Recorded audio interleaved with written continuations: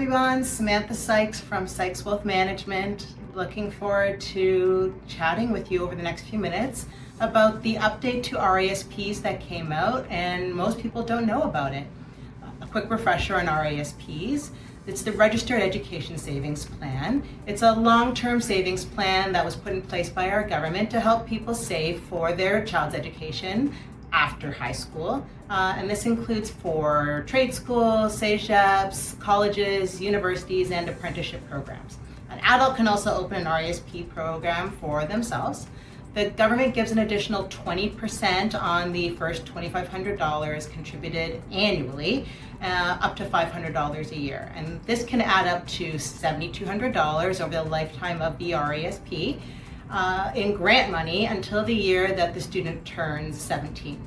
Unused grant money can be carried forward in future years, and there's additional provincial grants and bonds that the student can be eligible for as well. You can set up an individual or a family RESP where the individual plan is for one child, or a family plan can be shared amongst multiple children. In case one kid doesn't go to school, then you can pass the remaining funds on to the other kids. There's no limit on the number of RESPs that you can have, and you can contribute up to $50,000 per kid and contribute to the RESP for up to 31 years. So why do we love the RESP? So 3 big reasons. Number 1, tax-deferred growth. All earnings on the contributions are tax-deferred, and when it's withdrawn, the earnings are taxed to the child or children, who usually pay little to no taxes on them as a student. Number 2, RESP funds can be used for anything related to getting a post-secondary education, including tuition, textbooks, rent, dorms, meal plans, transportation, anything and everything related to getting a post-secondary education, you can use that money for. Reason number 3, family and friends can contribute to the RESP.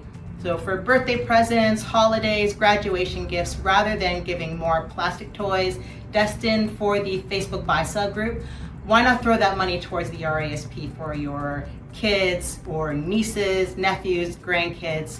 RESP is a great thing. So that was a lot to take in.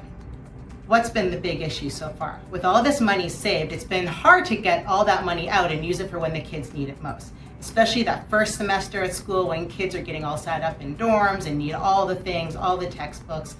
If you know, you know. What's all the fuss about? The Educational Assistance Payment, the EAP, is what we're most interested in today. When your kids are getting ready to leave the nest and start using the money, the EAP is a major part of the amount that the student needs to help finance the cost of post-secondary education. The EAP is made up of the Canada Education Savings Grant, that money that the government gives you every year, the Canada Learning Bond, and any of those other provincial grants and bonds, and the earnings on the contributions saved in the RESP over the years. The other part of the withdrawal that you can take out that funds the student's education is that post-secondary education withdrawals, the PSE, which are the contributions that you were putting in year over year. These can be withdrawn tax-free. That remains unchanged for the purpose of today's discussion. So, as of August 2023, the maximum amount of EAPs that can be withdrawn has gone up, way up.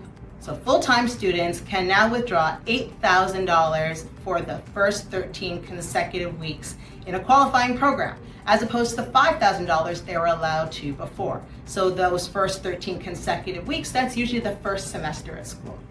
And part-time students can withdraw $4,000 for that first semester, as opposed to the $2,500 previously allowed.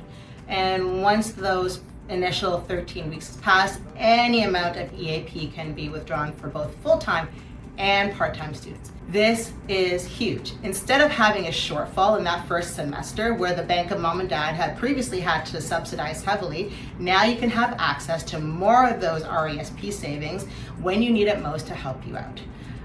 And if your student decides not to pursue post-secondary education, there are also lots of options for you to look at for those RESP funds. So whether it's your other family members, students who might need to use the RESP later on, or if nobody's going to use those RESP funds, you can take those funds, at least the contribution that you put in and the earnings on those funds, you can take those back and put them in your RSP.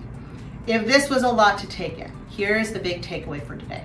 Now you, the subscriber, can withdraw more money from the RESP in that first semester for both full-time and part-time students right when you need it most, in that first semester, those first 13 consecutive weeks. Obviously, there are a lot more details on the how and the logistics, but this requires a much more in-depth conversation specific to your financial situation. So feel free to reach out. My team and I would love to have a conversation to see if we can help and if this is a good fit for you.